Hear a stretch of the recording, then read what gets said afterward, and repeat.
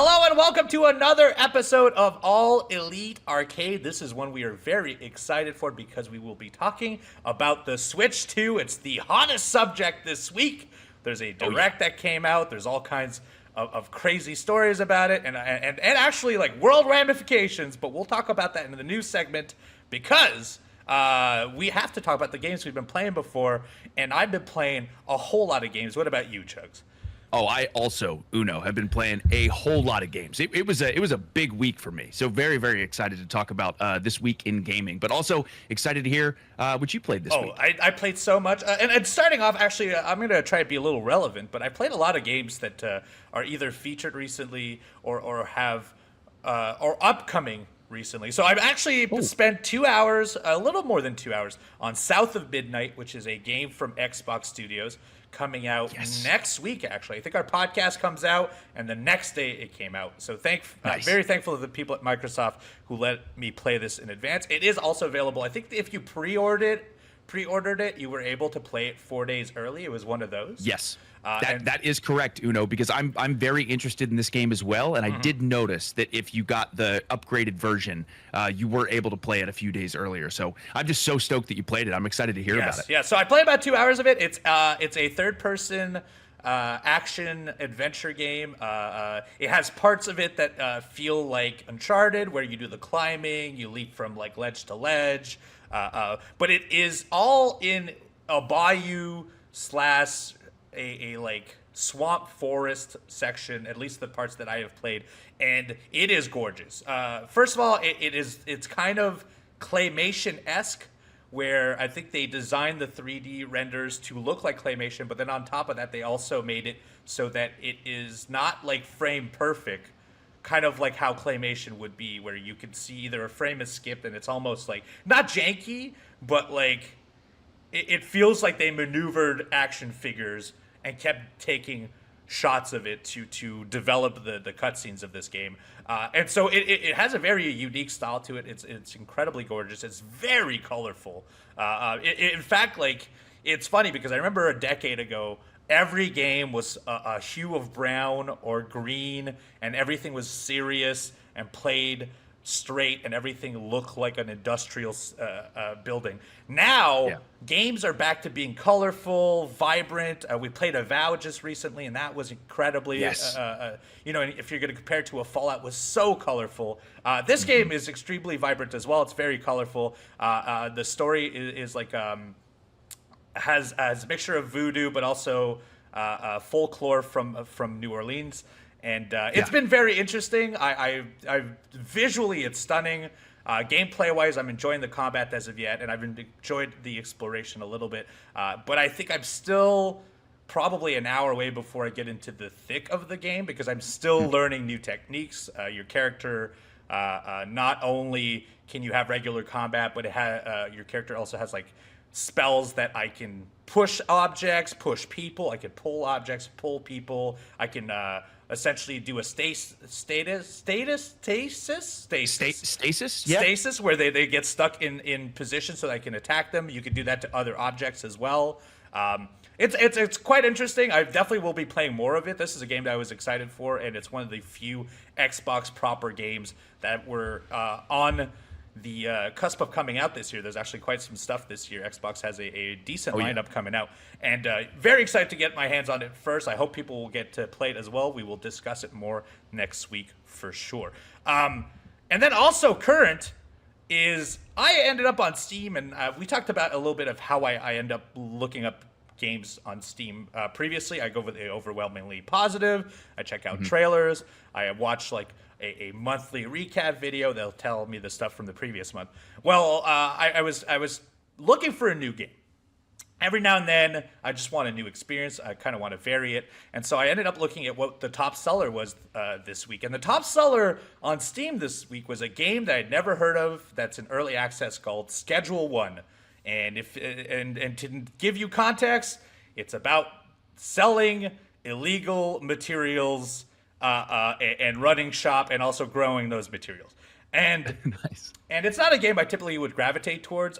Recently, I did that trading card shop game where I was managing a shop, and I kind of enjoyed like doing minute work, keeping track of finances, having like a store hour, having to run around, get your stock and stuff. So I was like, okay, maybe this will be for me. And I now understand why this is the top selling game, because it is very addicting. It is very fun, and it feels rewarding, even though all I've been doing is putting things in baggies, growing plants, going to people. Now I'm at a point where my empire, I have multiple buildings. I'm selling harder stuff. I have people who work under me. It's fascinating that a game like this that I had never heard of, I don't even think it was teased before, can just drop. And on the fact that it has interesting mechanics and has kind of a racy subject, can become the top seller on Steam.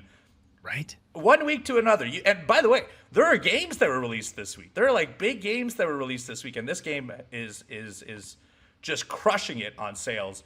So I played a good amount of this. I think I will probably put a little more time into it. It is on early access, so there is probably a cap of how much growth I can have. But the fact that I've played 10 hours of this and I do not see where the end of that is going to be is pretty fascinating. I think I could probably put 100 hours if I wanted to.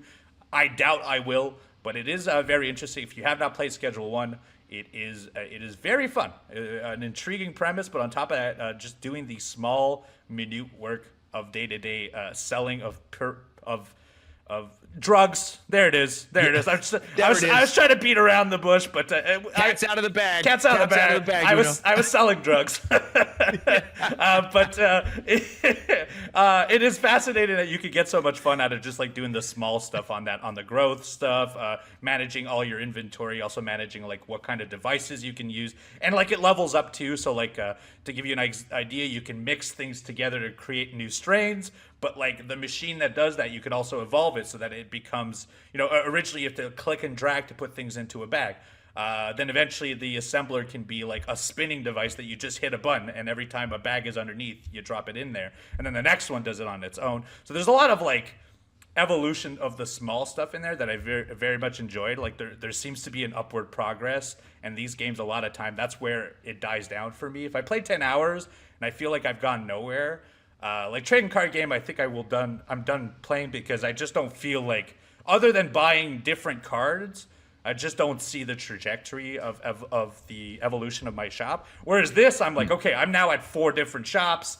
I've got staff and stuff. I could see how it's going to get bigger and bigger and bigger. And so it's been very fun. Do try a Schedule 1 if any of that interests you. Oh, yeah. Then I played another recent horror game called Home Safety Hotline. I think I've talked about this before, but I like games that use what looks like old software. You're like running Windows 95, and you're running like tech from the 90s and stuff. So this is essentially like a late 90s hotline interface, where you have like a database of stuff. Your call comes in, you answer the call, it gives you like basic information about the call, you put them on hold, and then you have to read through your database and suggest what current situation they're going through and what you think the solution to that is. The difference on this one, what makes it a horror game, is that it starts off as a home safety hotline. Maybe you're calling in and I tell you back, like, you have termites, this is what you should do, call the pest control. But what's different on this game is that it starts evolving into other stuff. Like, oh, there's a troll outside your house. Oh, you have a reanimated corpse in your kitchen. This is what you should do. So, like, the subject matter starts becoming horror. And in a lot of ways, like, it establishes the way it works. And then as it gets closer and closer to the end, that's when it starts playing around with those parts, and it starts doing like horror stuff, surprises. There's no jump scares or anything like that, but the subject matter becomes darker and darker. I finished it, I think, within 4 hours, which is a perfect length for a video game of this sort. And so if you're thinking about playing a nice little horror game that's more of an analog experience, Home Safety Hotline is your game to play. And then finally, last 2 things I played.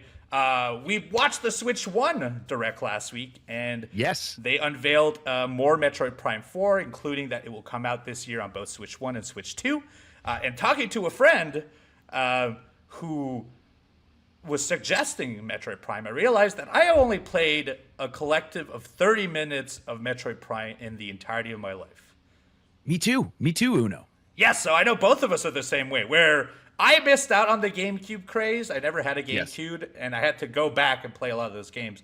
And Prime was not one that I went back and played. I ended up purchasing the remastered game, and I think we might have played this together on a Twitch stream for work, and I think we played maybe like 30 minutes to an hour. And while I remember enjoying it, I think it got stuck in between a bunch of other stuff. I just never replayed it. Exactly. And so I just dusted off my Switch recently. I've been playing a lot of random stuff and jumping in there. I jumped into ukulele, blah, blah, blah, blah, blah. But this one, for example, I was like, okay, I'll re-download Metroid Prime. The Prime 4 is coming out. I should at least like feel current or at least understand what I'm getting into. And I'm now 6 hours into the game. And man, it's the remastered. I don't know how different it is from the original game, but it's gorgeous. It looks very nice on a Switch. It plays incredibly well. And just, I love the way the world is structured because I love Metroidvanias.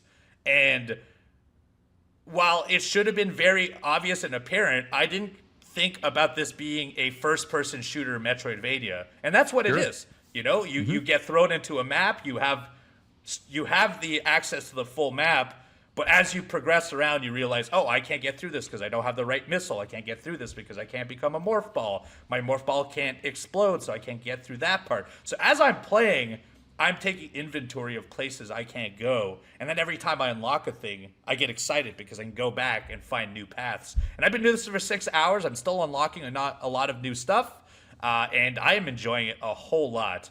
I'm baffled, and honestly, and this is a question to everyone that's listening, Metroid Prime Remastered, I believe, is just the first Metroid Prime. Yes.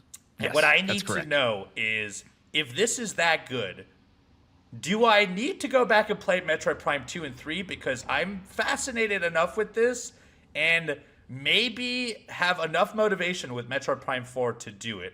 So if you think Metroid Prime 2 and 3 are worth the time to go back and invest time into, let us know, youtube.com/AEW Games in the comment down below. Evil Uno will read it. And but if you think like, hey, you get the full experience out of Metroid Prime Remastered, you're not going to get that much more out of it, I'm okay with that. I'll take that on its own. But it's really good. Like, Metroid to me is 2D Metroidvania unlocking stuff, but now I understand why people are so enamored and wanted a new one of these, because as I'm playing it, I was like, oh yeah, okay, if I had 3 of these and they stopped making them for 15 years, I'd be pretty mad too. So I've enjoyed this a whole lot, and I highly suggest it if you have a Switch right now. Great travel game, and a great game altogether. And then please go for it. I was just going to say, I also have Metroid Prime Remastered on my Switch, and I need to get around to it. Again, I've just heard so many amazing things about Metroid Prime, especially leading into Metroid Prime 4. So, and then also hearing from you how good it is.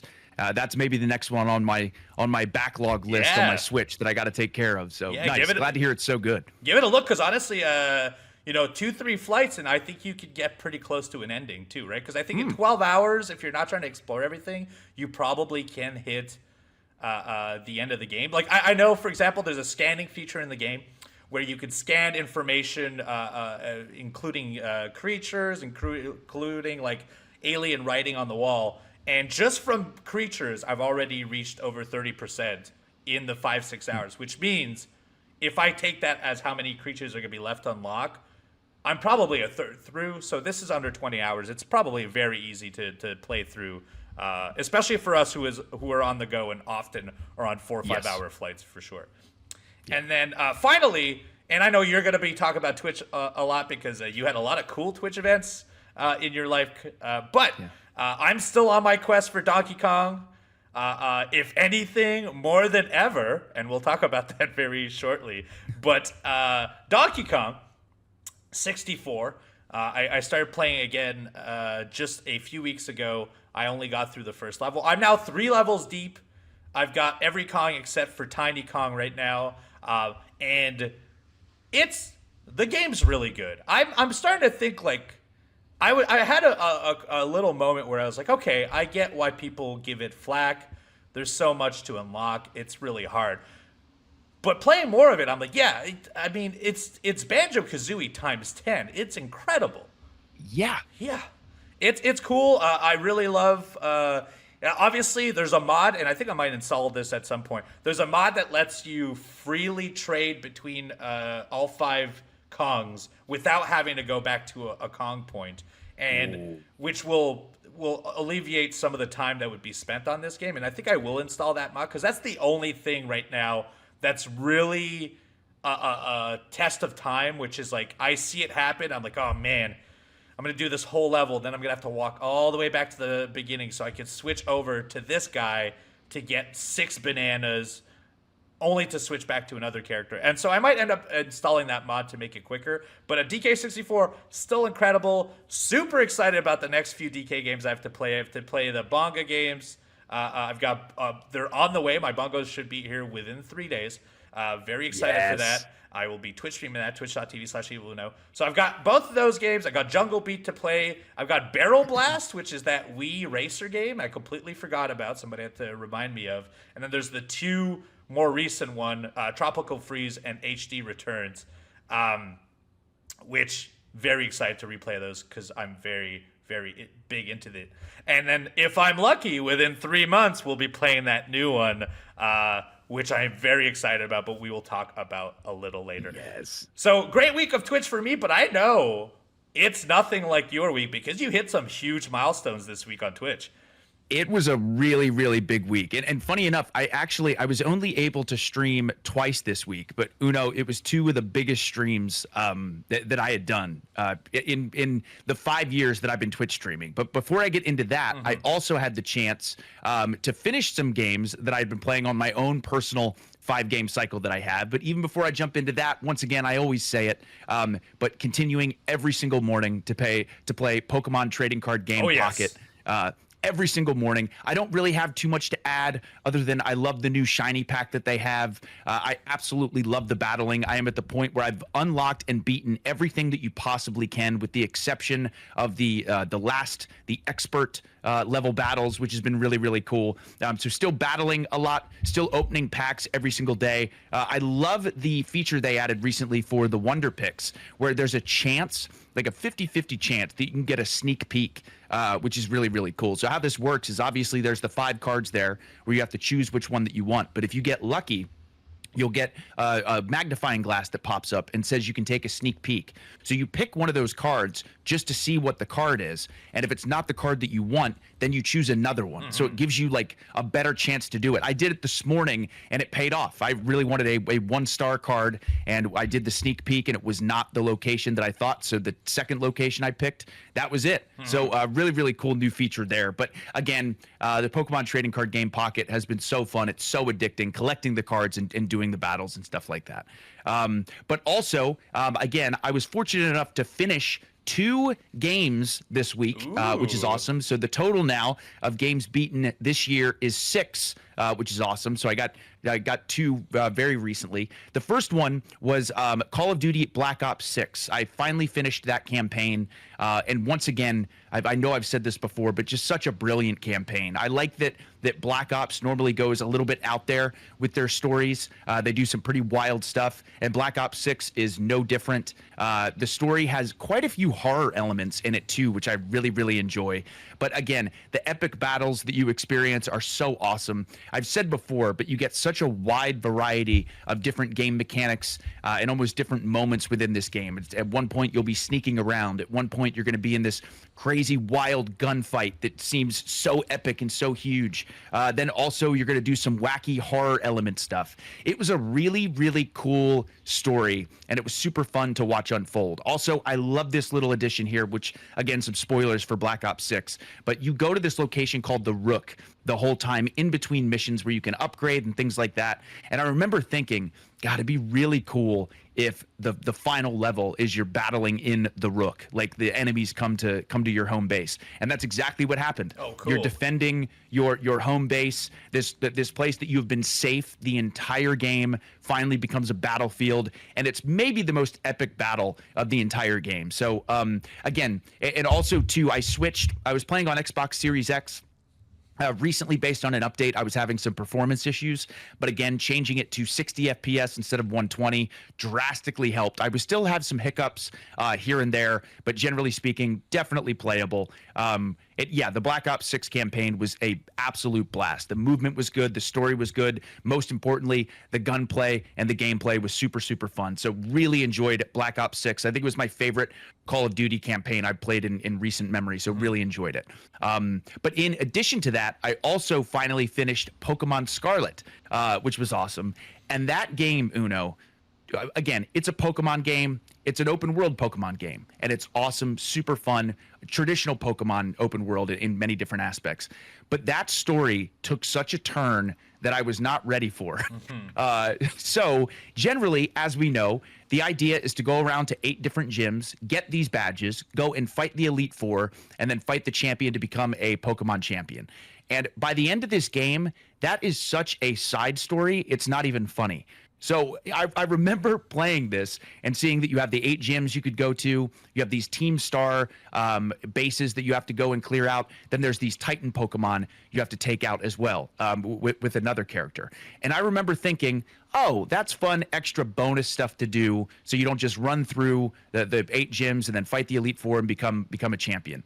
That is a side portion of the story. You do have to do all of these things where you fight the Team Star bases, you fight the Titan Pokemon.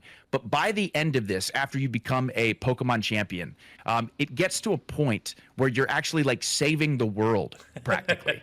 So there's this area called Area Zero. And what has happened is there was this scientist who created this time machine to bring Pokemon from the past into the present. And this is consistently happening in this Area Zero. And now these ancient Pokemon are getting to the top on land with other people and other Pokemon, and they're very dangerous. They're much more aggressive than modern day Pokemon. And this is concerning. So obviously our team, our crew is going down there to stop this time machine and save the world and save the land and prevent all these ancient Pokemon from coming through. And God, the story became so much heavier and so much more emotional than I anticipated. Uno, I was sitting in this chair, if you're watching on YouTube, this exact chair, finishing this game at like 1:30 in the morning, just crying. Just absolutely an emotional mess, which again, the older I get, the more emotional I get. But it was genuinely very sad between the music and the story that was happening. So again, minor spoilers for Pokemon Scarlet, but there's this character that you meet who never really had a great relationship with his mom, and then all of a sudden, his mom comes over this radio, talking to them, saying that you have to come to Area Zero, and he's so confused. He's like, God, I haven't heard from my mom forever.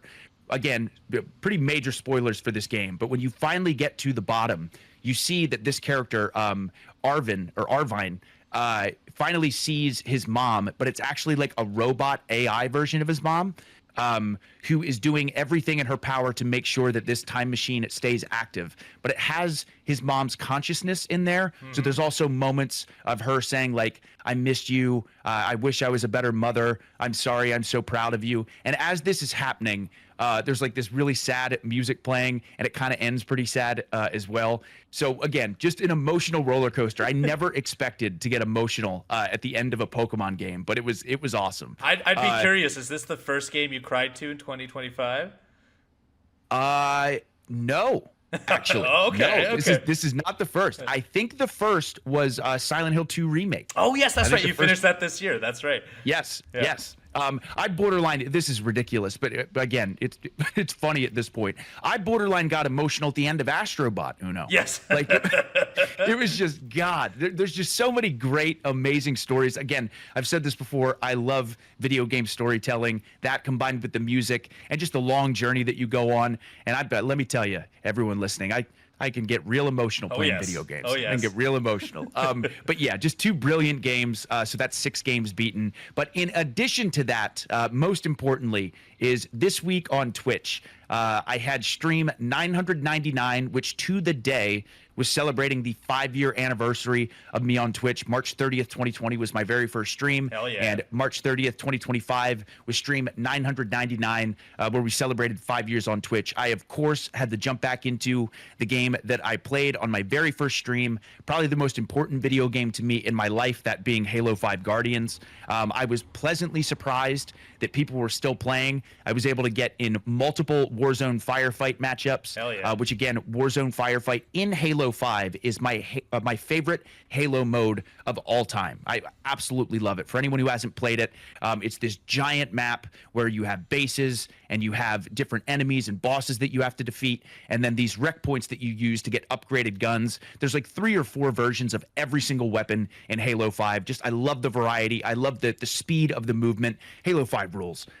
So yeah, that was really fun. Then also played some Super Fiesta, where it's 4v4 and you randomly spawn in with random weapons. So you might spawn in with a sniper rifle and a gravity hammer, or you might spawn in with a assault rifle and a plasma pistol. You have no idea. It's completely random. So that adds a lot of fun to it. Also, everyone in the chat was very interested in me trying Lasso. Which in Halo 5, Lasso, or Halo in general, Lasso stands for Legendary All Skulls On.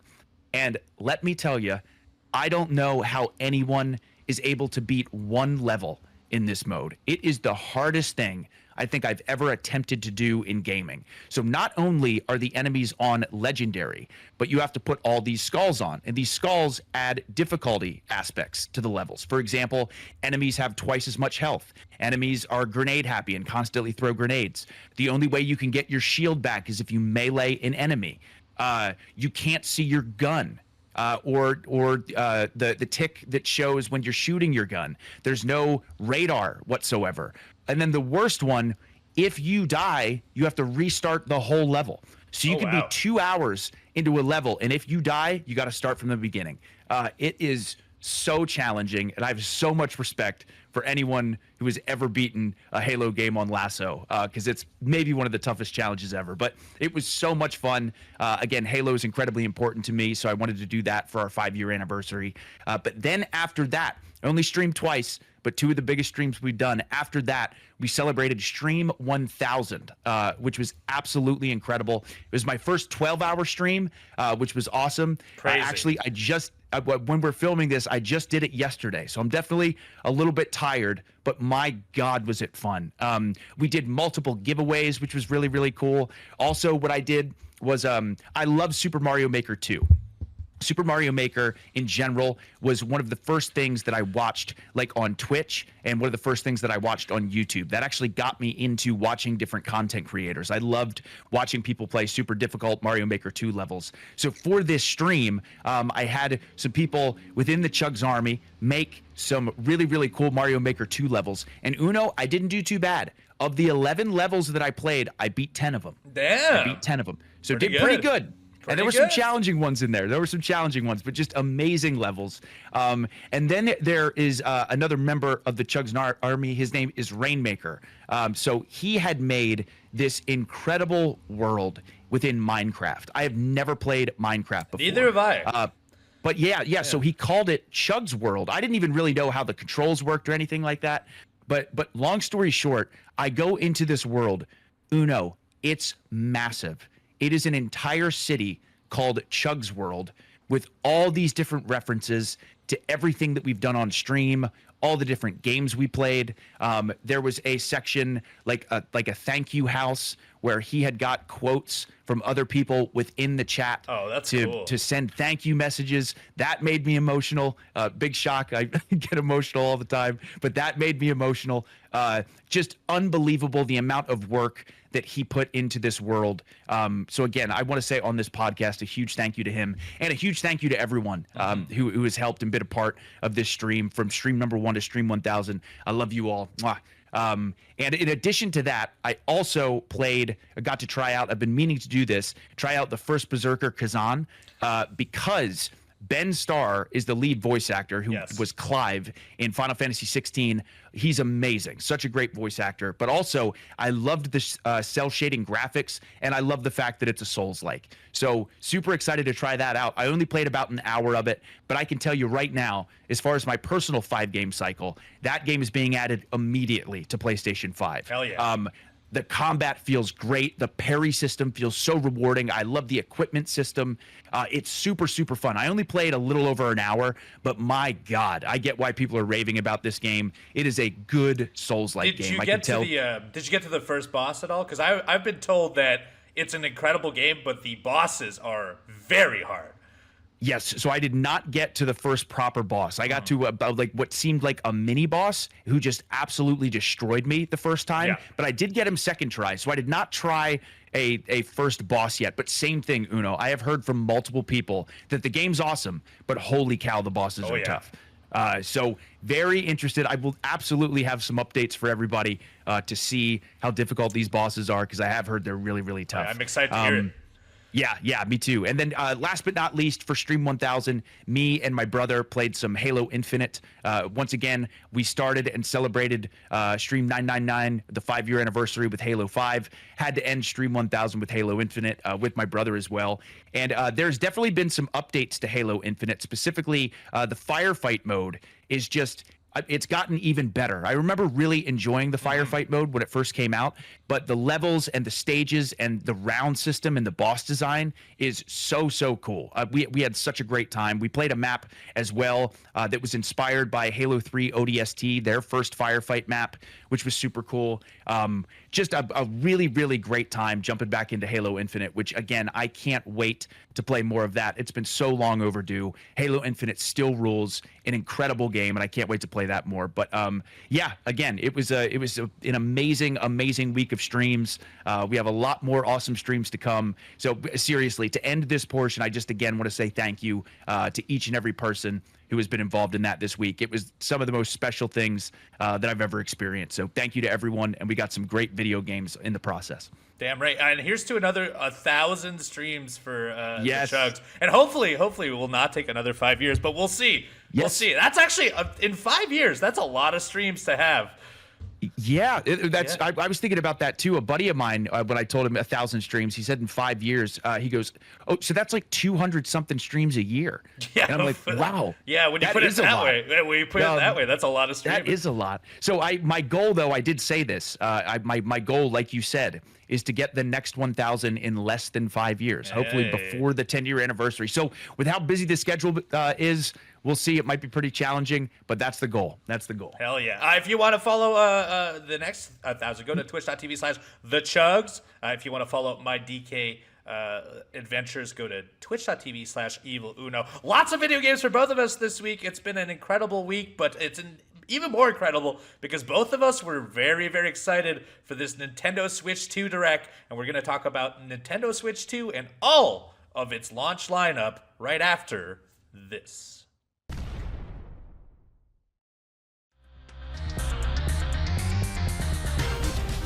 And we're back. It's time to discuss the news of the week. It is April. I can't believe it's already April 2025. But I know. The biggest subject this week, it's been on everyone's mind. If you're a gamer right now and you do not know about this, well, this is news to you. The Switch 2 is real. The Switch 2 is coming out. It comes out June 5th, which is literally less than 2 months from now, which is insane. So soon. That's insane. The fact that they announced it with less than 2 months of a head start is incredible. And on top of that, their Nintendo Direct 2, or the Switch 2 Nintendo Direct, may be the best Direct of this year as of yet. Completely agree. Yes. I would say it was the best showcase this year. It was excellent. They dropped about an hour-long's worth of video games, information about the console. For example, it comes out June 5th. They talked about the new magnetization of the controller. There's a new peripheral camera. Now they have a new... and we'll get into the video games because I think that's what everyone wants to talk about. But beforehand, they talked about how it's packaged with Mario World one way, or you can have it without Mario Kart ChugsWorld for less price. At this moment, and we'll talk about a little bit of this afterwards, but at this moment, it is $450 USD for the base model and $500 USD or $499.99 with the package in Mario Kart World.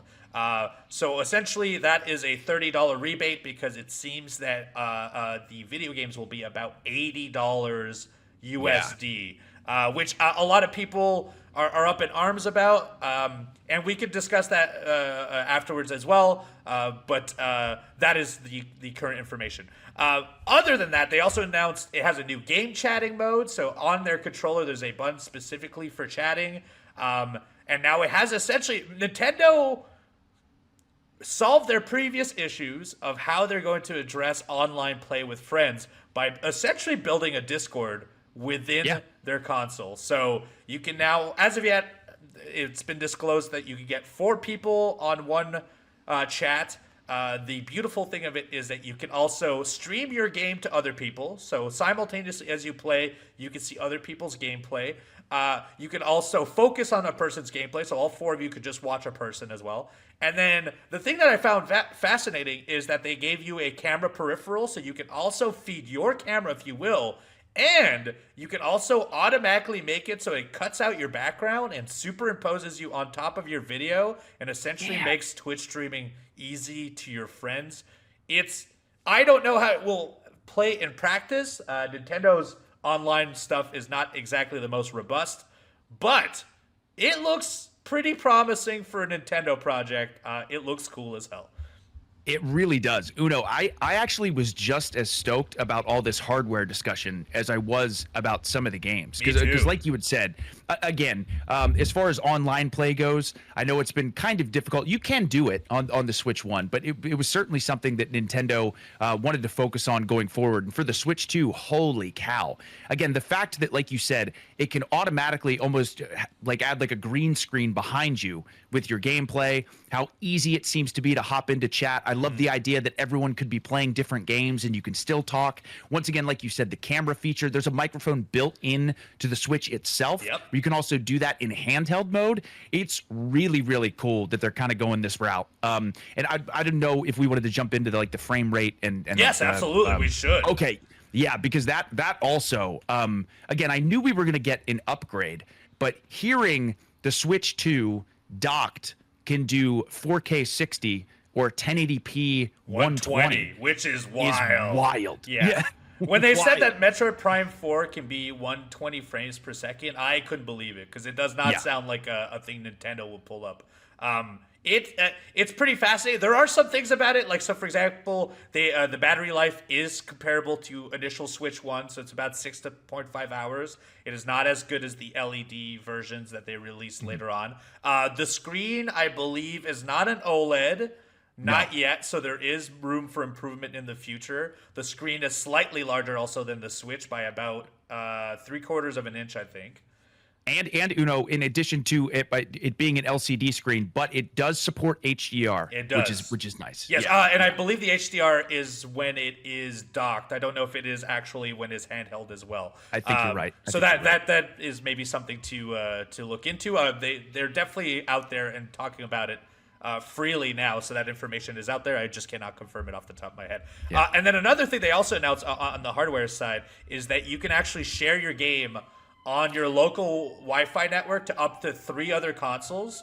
And this is all consoles. So you play your Switch 2 game and share it so that they can stream it from yours on local console on a Switch 1, Switch Lite, Switch OLED, or Switch 2 as well. I think that's pretty interesting, especially because they also last Direct talked about how you can now trade your digital games on a cartridge so that someone can play it for up to 14 days. They're really trying, I think, to bridge the gap between Switch 1 and Switch 2, and also make it that if one person owns a Switch 2 in a house but another does not, you can still be capable of playing games. And I think that's very interesting and a good approach for what is essentially an incremental upgrade. But honestly, you're buying this not for just the upgrade on tech. You're going to be the stuff driving this is the first party releases, which we will be talking about very, very shortly. So overall, I think on purely a technology side, I'm interested in this. I think I will be purchasing one. There's obviously some ramifications about pre-orders and stuff with the tariffs going on in the world right now, so the price may go up, or the pre-orders may be pushed back to handle, figure out what the hell's going on right now. Not to get too deep into it, but I think it's a day one for me. I definitely do want to get one of these, especially once we get into this launch lineup and the stuff that's coming out in the first 2 months. I think I need to own one. Yeah, I certainly as well feel that way. Again, the Switch 2 does seem like a massive, massive upgrade in many different ways. It has me really, really excited to jump into it. Again, once we get into these games as well, I think everyone will understand why. And I think a lot of people do as well when they get their hands on a Switch 2. Also, just another side note as far as the hardware, I also really appreciate that they've added so much more storage space in the base console as well. Because I'm a big storage space guy. Me too. So yeah, to have all that extra space on the Switch 2, I'm sure that games are going to be larger as well. I don't know how much larger, but yeah, this is really exciting. And Uno, I'm with you. I'm a day one as well for the Switch 2. Yeah, I'm definitely getting it. I know not everyone will be able to get their hands on it, or it will be quite costly. But I think I'm going to try to get this day one. And the big reasons for this, and this is what we're going to get into now, is the video games they disclosed on their direct. There are things that are coming out on launch date June 5th. And there are things coming up shortly after, but a lot of the games they talked about were in 2025. That starts off with the big game that we already knew about, but we got to hear more about it, is Mario Kart World. We had talked about how could they possibly make Mario Kart any different and any better. Well, what they did is they ramped up how many people can play Mario Kart. There are more characters, and this one they disclosed the cow from Moo Moo Farms is in it. Every character has multiple costumes. So within the trailer, Mario had like a sombrero outfit. He had a cowboy outfit. He had a mechanic's outfit. It has all kinds of different outfits for the characters on top of the cars also getting different vehicles as well. I think we saw a plane, a motorcycle, a car, and hovercraft in the trailer as well. But the big difference on this one, and this is something I never even...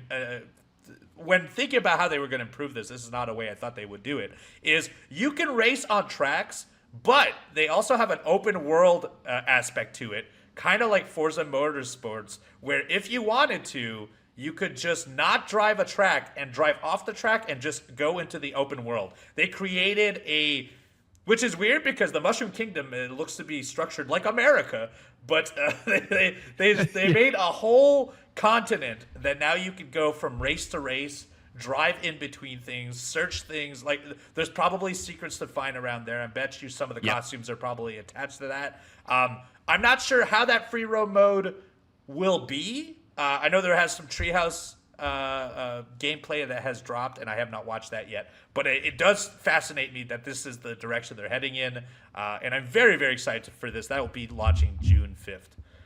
Oh, me too. Yeah. Again, it was so interesting because Mario Kart 8 Deluxe, it's like, how are you possibly going to top this? How are you going to add any new content? They added a lot of new content. Again, the open world aspect is really cool. The different outfits, like you had mentioned. There was even a small portion within that trailer where it showed, I believe, Mario going into like an 18-wheeler, and then he became the 18-wheeler truck. So I'm like, oh man, there's going to be a bunch of wild power-ups too. Again, you can't go wrong with Mario Kart, and this Mario Kart World seems really fun, really fun. Yeah, so very excited for that. And then, like, the other edition, we had talked about it before, but this one went from 16 to now 24 players can be on a track. Yes. So that's a lot more people. It is meant to also be online multiplayer, so you can play up to 24 players on that as well. And then also, I didn't see it in practice, but supposedly there's a lot of other multiplayer mini games within the game as well that are not only strictly races. So there'll be some social-based multiplayer games that you can play on there. So very exciting. I think this is fascinating, the moves they're making with Mario Kart, and I will probably be trying to get the package deal one because that is a launch title I definitely want to play. Yeah, me too. Another launch title that they showed, and this one I'm actually puzzled about. We'll describe it first, but I'll tell you what I'm puzzled about next. It's called Nintendo Switch 2 Welcome Tour. And what it is you are essentially a micro character that fits on top of a Switch. and you visit components of the Switch, and it tells you, it essentially breaks down the tech of the Switch itself, kind of similar as Astrobot did, where it would talk to you about every little piece of the PlayStation 5. Well, this is the same thing. You go, what they disclosed was like just the controller. You can go through every part of the controller. It'll give you information about how it magnetizes, what the things are made out of, why the rumble works a certain way. There's a bunch of mini games built into this game. So like to demonstrate the rumble, they'll have games that are rumble focused to demonstrate the mouse feature, because that's a new thing on this Switch 2. You can use some of your or you could use the Joy-Cons as two mice that you can move around. A lot of the mini games that are built into it will showcase the new components of the Switch 2. The thing that I find is weird, so this is a launch title on June 5th and is essentially a tech demo for the Switch 2. But, and this is the fascinating part, they're selling this. It's not packaged in. It's not free. I don't know. I actually haven't looked into the price of it either. But this is a game you actually physically or digitally have to buy if you want to play it, which I think is a weird move. A move I'm not surprised by Nintendo, but considering that Astrobot, which is one of the, or Astrobot's Playroom, which is one of the greatest games on PlayStation 5, was built in and free, and this is not, while also on a larger price, is a kind of baffling decision, I will say. Yeah, it's a very interesting choice, especially because, like you said, Uno, at the end of the day, it is a tech demo. So it seems like on paper this would be the perfect pack-in title. You've seen pack-in titles with VR headsets. Like you said, you've seen pack-in titles with PlayStation 5, with Astro's Playroom. So I don't know. I'll be curious to see how many people actually end up buying this. Yes. I'll be very curious to see. I personally want to play it, but if it's I do if too. it's a full $80 game, I can't, out of good faith, put myself through that. Right. But we'll see. I remember when the initial Switch came out, 1-2 Switch, which was a collection of games to show you the motions that you could do with the Switch and like the rumble, and essentially was a tech demo about the controllers. That was a sold game too. And I ended up getting that as well. So who knows? Maybe I don't have the backbone to do it, but I'd be very curious to see what the sales on a game like this is going to be. And there might be a lot to this game as well. You know, so because it certainly seems very interesting. Where, like you said, I definitely want to check it out. It was just surprising, like you had said as well, thinking, oh, this will be a pack-in title, but it's interesting enough where I want to play it. This could be a 50-hour experience, and I have no idea. And then in that case, okay, I get it. For sure. But at the time being, still kind of curious why they would do that. Another launch title, and this one's a very interesting one. This one takes advantage of the Joy-Cons, but the Joy-Cons have new features where they're mice now. So on a trackpad or on a desk, you can use them to click around. So there should be a browser feature where you could use that to click around. And point-and-click games from now on should be a lot easier to use. Well, this one uses both motions to simulate a wheelchair, because they've made a wheelchair basketball game called Drag and Drive, or Drag X Drive, that is coming out on launch. It's very similar to, I guess, if you know what Murder Ball is, that's kind of what it looks like, but on a wheelchair. It's a very unique sporting game that is a launching title for the Switch. And also, I do want to say this, I think it was very cool that they did this and didn't make it a big deal about it being a wheelchair basketball game. Like, they did not try to get brownie points out of that, and they just treated it as any sporting game, which I thought was very cool. That is another one of the launch titles, and that looks fascinating in the sense that it definitely, one is a interesting premise for a game, but I'm very interested in figuring out how the mouse controls will work on that, because that seems like a game that is just going to be very unique. I think so too. I'm calling it now. I think that game's going to be a hit. I think so too. I really do. Yes. Yeah. I think it's like you said, it has really interesting mechanics, especially with the new mouse controls on the Switch too, and it looks fun. What a fun multiplayer game to play. So yeah, I think that's going to do well. Another big game that they mentioned, this one launching in winter, so not a launch title, but Hyrule Warriors Age of Imprisonment. This is the third Zelda Hyrule Warriors game. That's the Musou style. You might know it from Dynasty Warriors, where essentially you traverse a map and you fight hundreds of enemies on screen. Well, they've done this for for Zelda before. There was 2 of them. One was on Wii U, I believe, or on Wii, and both of them were eventually ported to Switch. One might have even been native to Switch. Now this is the 3rd one. This is the Switch 2 exclusive one, and essentially it's the prequel to Tears of the Kingdom, where you play as Zelda in the war where, spoilers, the war that happens before the Breath of the Wild game, before Link has to be dormant for all that time. So if you are a lore person for Zelda, this seems like it actually will have pretty deep implications for the lore of the Tears of the Kingdom series. And on top of that, I've never played a Warriors. I played Dynasty Warriors. I've never played the Hyrule Warriors game. This looks really good. Like it looks well fleshed out.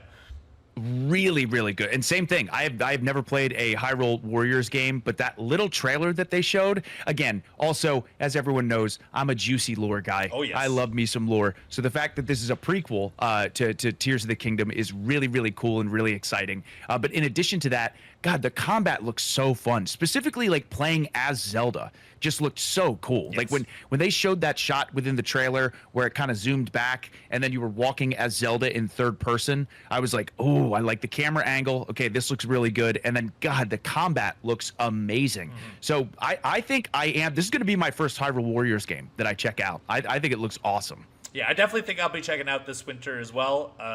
This seems to be a late release for this year, but there's a lot to hold us back for this year, surprisingly, because they announced a lot more. Other stuff too, and we'll get into the big 3 at the very end. But they announced a bunch of third-party games, including at launch lineup, including in the future. That includes Cyberpunk 2077, Civilization 7, Hitman World of Assassination, which they also teased that their upcoming Project 007, the James Bond game, will also be on Switch 2.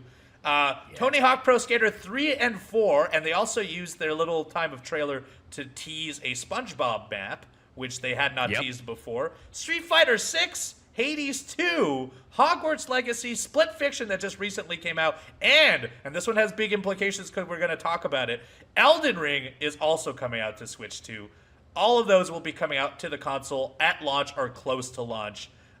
Very, very exciting news when it comes to third-party games, because that means it does seem like there would be third-party support in the future as well.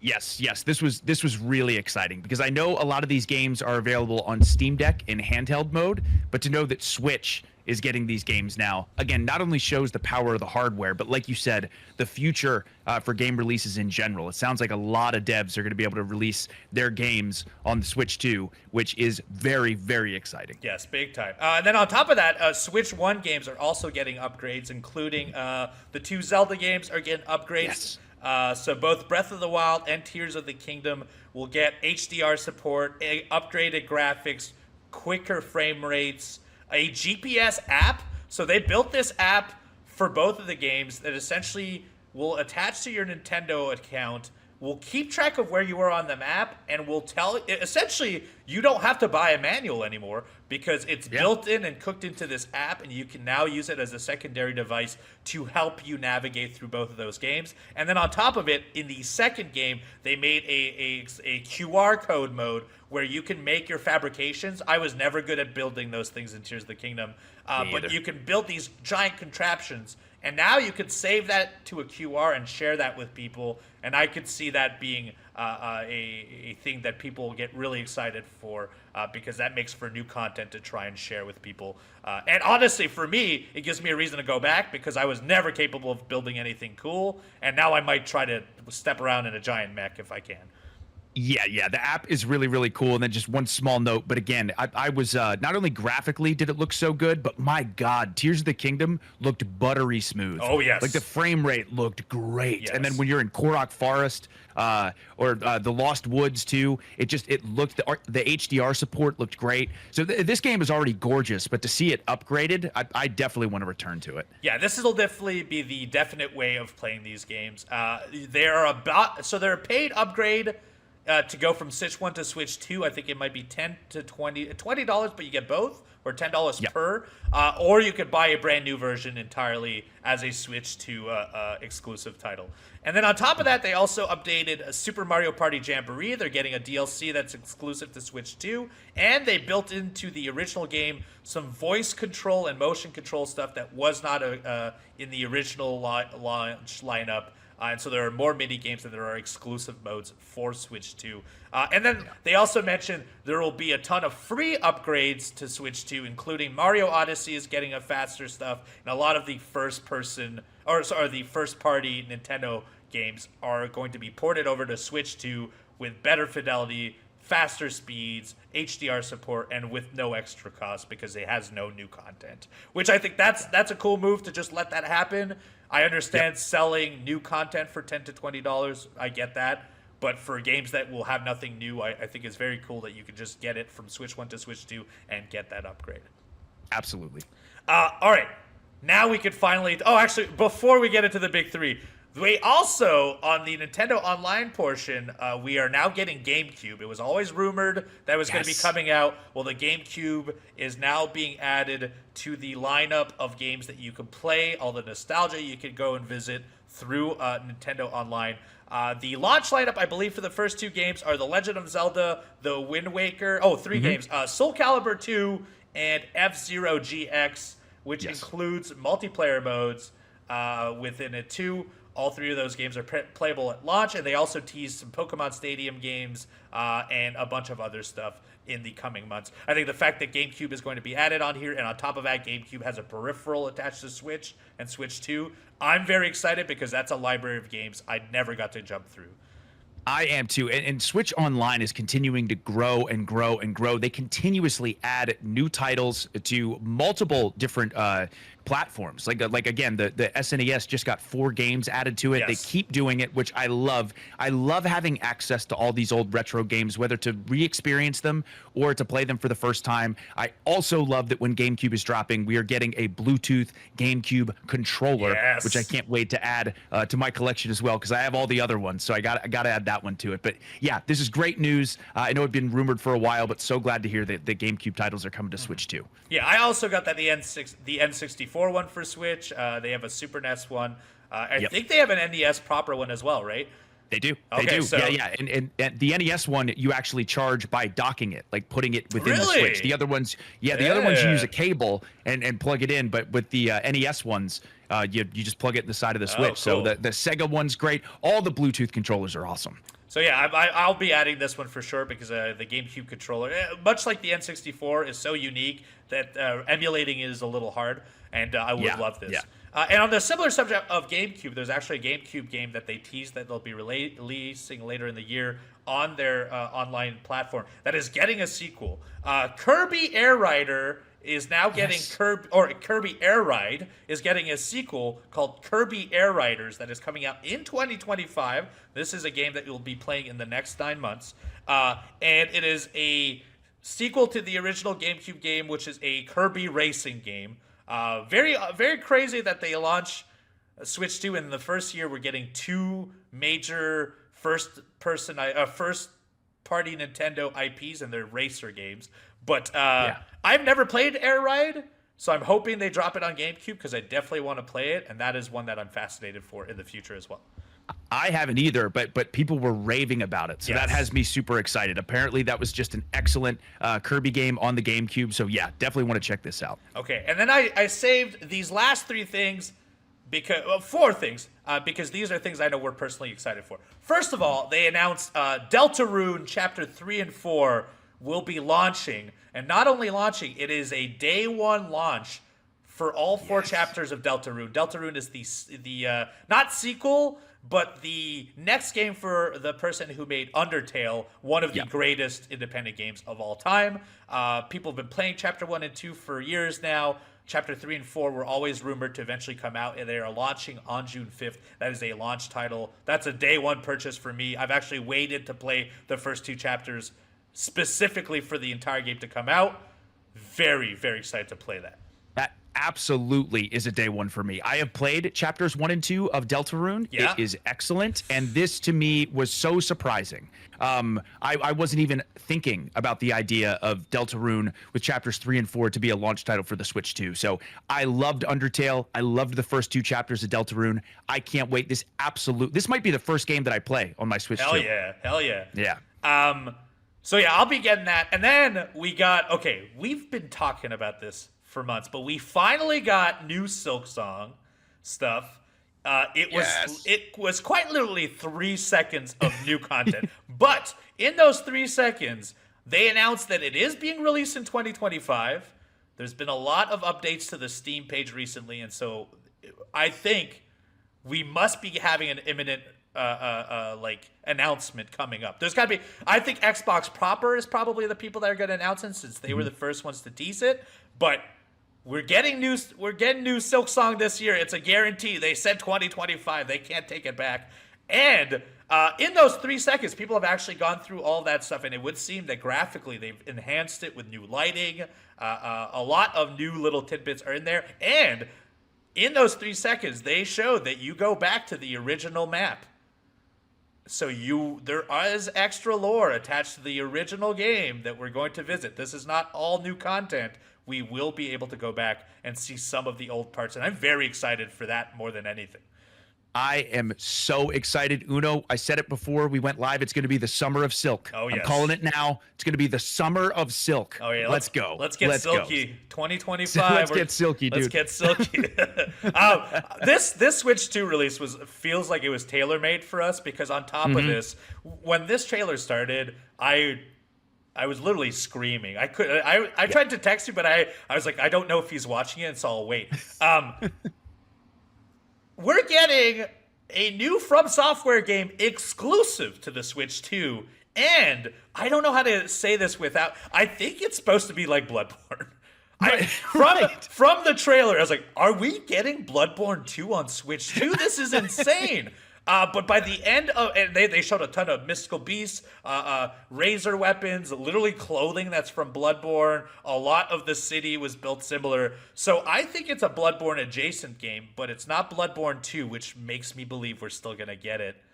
I think we're going to get Bloodborne 2. And I think the reason that it's not called Bloodborne is probably because it's exclusive to Sony. But this is called The Dusk Bloods. And it's not just an open world game. This is more like Night Rain, which will be coming out in Elden Ring. This is a PvPvE game. So it's a multiplayer focused game. It's much more about co-op against the world than it is about you single-handedly exploring a world. And so I think there's on top of it, I never in a million. If you asked me this a month ago, I would never tell you, yes, From Software will do an exclusive to Switch 2. No way. There's no way Sony would let that. There's no way From Software would spend that time. I was wrong. This game launches in 2026 on Switch 2 exclusive. Will not release anywhere else. And they promise that we will hear more information very, very soon as well. I can't believe, one, that we're revisiting the Bloodborne world, but two, that we are getting a Switch exclusive game. It's insane. I can't either. I was probably, God, except for the few seconds that we saw Silksong, I was probably the most hyped for this. Yes. It was just so unexpected. And same thing, Uno, as I'm watching this trailer, I'm like, oh my God. Sony is not getting Bloodborne 2. Nintendo is getting Bloodborne 2, but obviously it's not. It's Duskblood. But this looks amazing. And again, the last time we had an exclusive From Software title on something, it was Bloodborne on the PlayStation. Yes. And I'll tell you what, this exclusive From Soft game for the Switch 2 looks freaking awesome. And I will absolutely be playing this day one, in addition to Night Rain as well. But I can't wait for this. I can't wait. It seems like 2026 is shaping up to be a great year too. Oh yeah, the next 2 years at least, and I know 2026 is rumored as to the continuation of Xbox's handhelds and stuff. Yes. So I feel we're in for 2 great years of video games, as long as everything goes according to plan. Yeah. So that's on the list for us to play. And then finally, this is okay. I know for sure the From Software game is the game you want to talk about, and the game that you're the most excited for. But like, I talked about this when they changed the Mario Kart skin for Donkey Kong. I was like, if they change that skin, there's a reason. One, yes, we know there's a movie coming out with Seth Rogen as Donkey Kong. Sure, that could be part of it. But there's no way they would they would change the entire imagery of Donkey Kong within a video game that it's already established if they didn't have something planned. Well, do they ever have something planned? Because Donkey Kong Bonanza, a brand new single-player Donkey Kong game, is coming out to Switch 2 in July 17th, a month after the original release. And the incredible thing of this is they showed a very colorful, very interesting trailer. They also dropped a ton of Treehouse gameplay. And this seems like it's made by the people that made Mario Odyssey, which insane that they're doing that. It's in the same engine, and on top of it being very similar to Odyssey in structure, what makes this game different is that the environment is almost completely destructible. And so as Donkey Kong, you can dig underground, you can break buildings, you can break blocks, you can rip rocks off the ground and throw them around. People who have played it behind closed doors are saying it's Mario Odyssey meets Dig Dug, which sounds incredible. Sounds so good. And a few people said that in the little bit that they played, they feel they only scratched the surface of what this game can do. I am so excited that we're getting this new Donkey Kong game. I think a decade since the last time a proper Donkey Kong game came out, and we were due. And the fact that I can't believe they put their prime team, this is their top team of first party people on this game. There is no way this game underperforms. No, there's not way. a chance. There's no way. And Uno, the second this popped up, I thought of you immediately. It was just imagining how unbelievably excited you were, because I was also very excited. Again, we've been long overdue for a new Donkey Kong game, specifically a 3D Donkey Kong game. Yes. Because DK64 rules, and I'm so excited for this new DK 3D adventure that we're going to go on. It looks awesome. Mario Odyssey is one of my favorite 3D platformers ever made. So I think we're going to get more of the same with this new Donkey Kong game. I can't wait. Can't wait. It's so soon. We're 3 months away. We'll be playing the Switch in 2 months. I'll be playing this game in 3 months. I have 3 months to beat 6 more Donkey Kong games, and I will do it. I'll do it. Yes, you will. I swear to you, I will do it. I will be ready for this game, and I will make it 7. I will beat all the Donkey Kong games. It almost feels like it was this year is tailor-made for me. I am so excited. And so, of course, June 5th, Switch 2 will be released. $450 at the moment, $500 package with Mario World. There has been, unfortunately, due to the tariffs on the world, it does seem like they had a very fascinating approach to pre-orders, where pre-orders were going to launch on April 9th, but only for people who had a Nintendo ID account and who already owned a Switch. So they were going to give first grabs to try and not get people to scalp the console to people that were already in the Nintendo ecosystem, which I think is a fascinating approach to it, because it is not the most, because to them, if they get it scalped, they make money, but they don't want to hurt their fan base. So I think it's very, very cool that they were doing this. But now it seems that pre-orders have been pushed back a little bit due to the tariffs. So to be seen if the prices goes up or whatever. I mean, the world as a whole, the prices might go up soon. Who knows?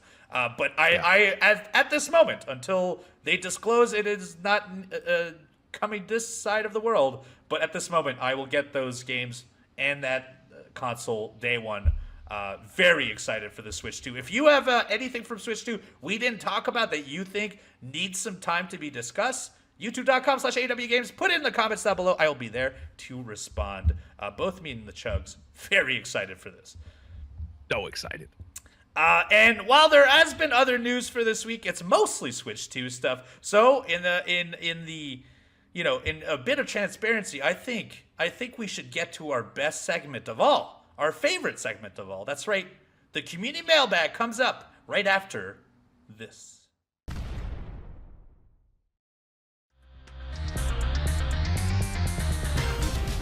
Welcome back. It is time for the community mailbag, our favorite segment of the show, brought to you by our good friends at Upper Deck. Collect your favorite wrestlers in 2024's Upper Deck AEW and start your trading card collection today. Unwrap autographs, memorabilia, or premium tech inserts, including the AEW Allure Pack. We've got one to open right now. Which I have right here, a freshly opened pack. Here we go. We've got Austin Gunn, Deonna Purrazzo, which I believe that's her first AEW card. Oh, nice. Ooh, we've nice. got Cash Wheeler here. Cash.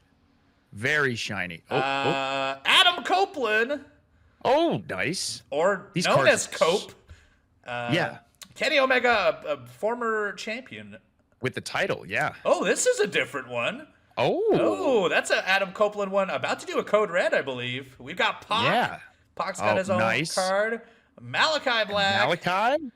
All the way there back we to go. our original card. There you go. All of these have an incredible sheen on and honestly, we've opened a lot of packs. I think we've done 4 or 5 packs different now. Those are by far my favorite packs that we've released in AEW. Do go check that out. If you want a pack, go visit upperdeck.com to learn more. You can get packs of AEW as well as other sports stuff. Go check us out. Thank you very much to Upper Deck. We've got 3 questions today in the community mailbag. Thankful as always. If you want your question answered, go to tbs.com/arcade mailbag. Chugs, who do we got? Yeah, so first off, we have Neil. Neil, thank you for the question. Neil says, since we all got bit by the Pokemon bug again, so true, I was curious if you were a champion in the Pokemon universe, which type would you specialize in, and what are some of the Pokemon you would use? I would pick grass as my specialty and would have Leafeon, Executor, Breloom, Abomasnow, Vileplume, and finally Torterra as my ace. Oh, Neil, thank you very much for the question. Great question. As far as a group that I would pick, the truth is my 2 favorite Pokemon are Venusaur and Alakazam. So I don't even know if this would be a good team, but I would do some sort of combination of grass types and psychic type, obviously with Venusaur or Alakazam as my main, as my ace, if you will. But I love grass type Pokemon. Psychic type Pokemon are so strong and so fun to play as. So that would probably be my team in some capacity.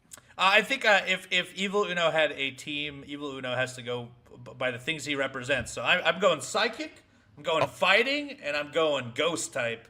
I'm doing one, probably not a great deck to fight with, but it doesn't matter. I've got Alakazam. I've got Mr. Mime. I've got Hitmonchan and Hitmonlee. I've got a Haunter. You got Gengar. I got Gengar and a Haunter. Yeah. I got it all. Yeah. I got it all. You got it all. And we're all sporting purple. That's how it works. And I'm probably the second of the 8.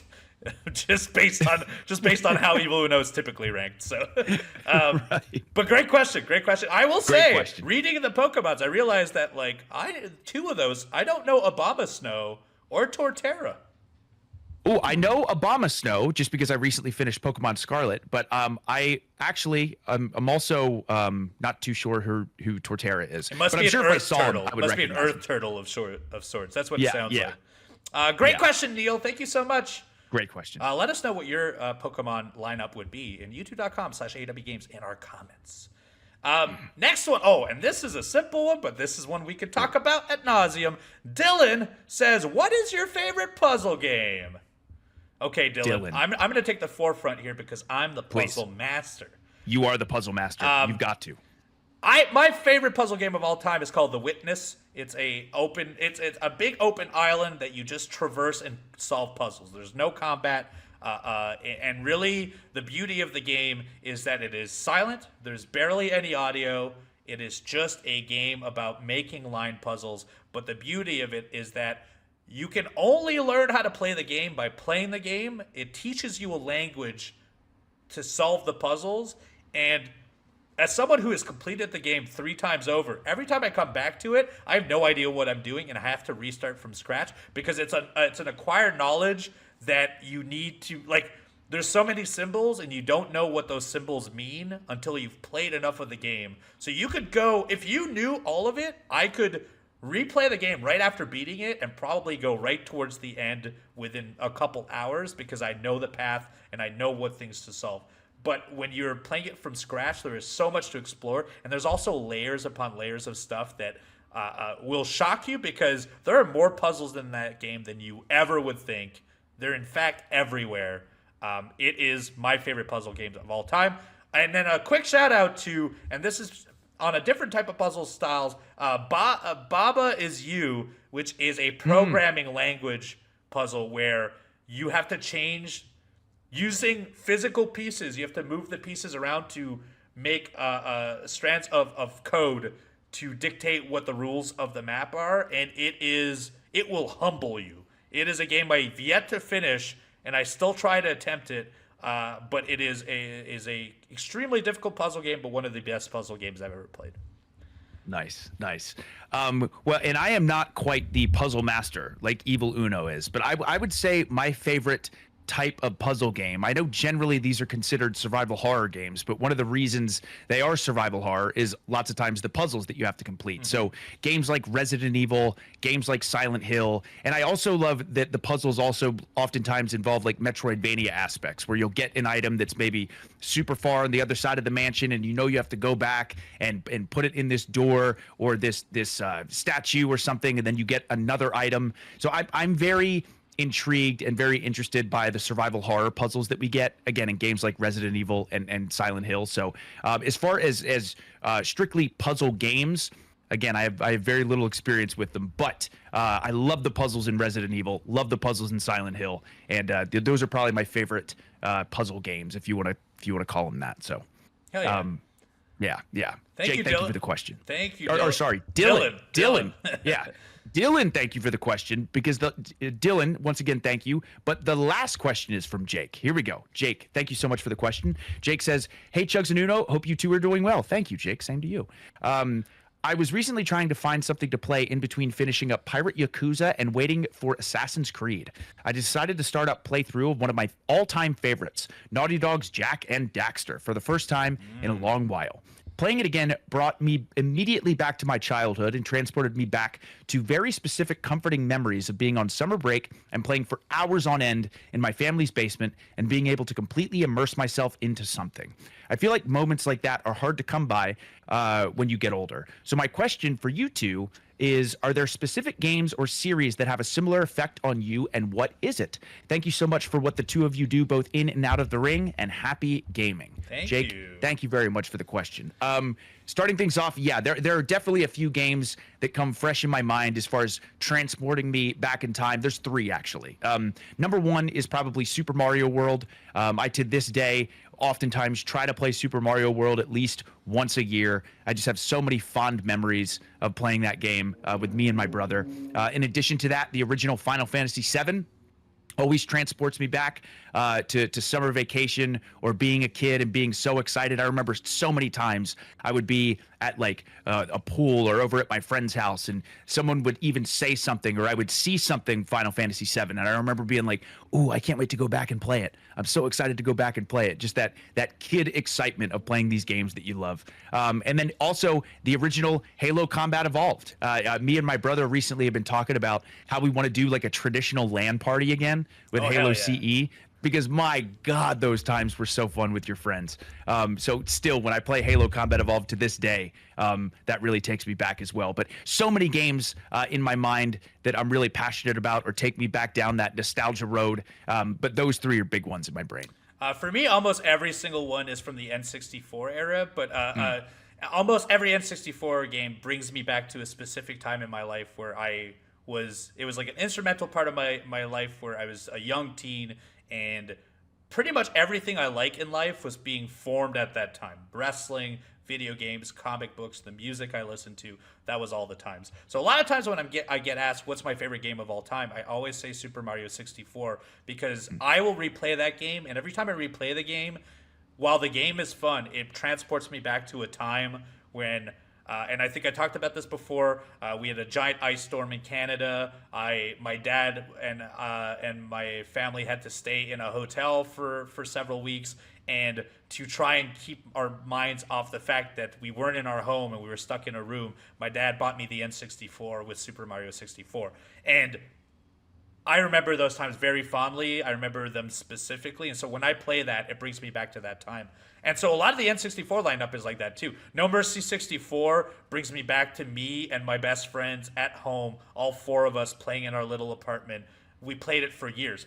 A whole decade after the game was out, we were still playing it. And playing that game, while it is an incredible wrestling game, just brings me right back to those times in my life.